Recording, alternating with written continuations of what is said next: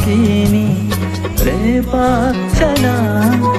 Busum chala mandai tonga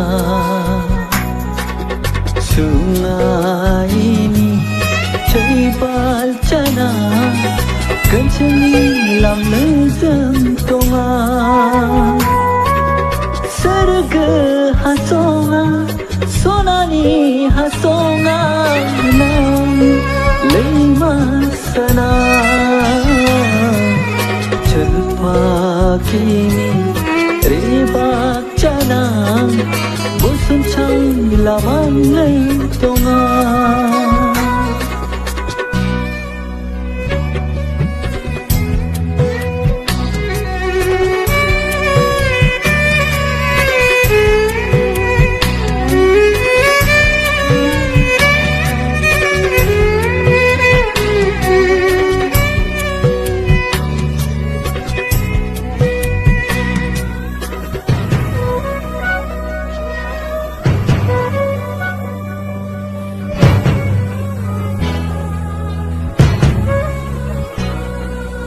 Hasamon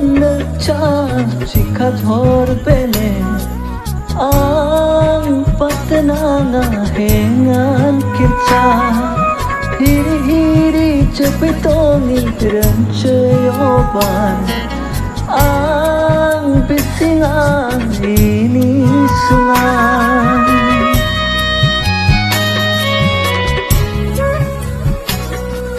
Hasamon cha chika jor bhele ang patna nga hengan kircha hiri hiri japitong iram chayoban ang bisingan ini sungai hamsa ini laga ini Prabhu Jisuwantua Hamsa ini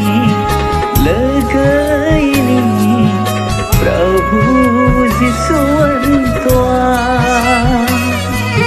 Jalpa kini Rebak chana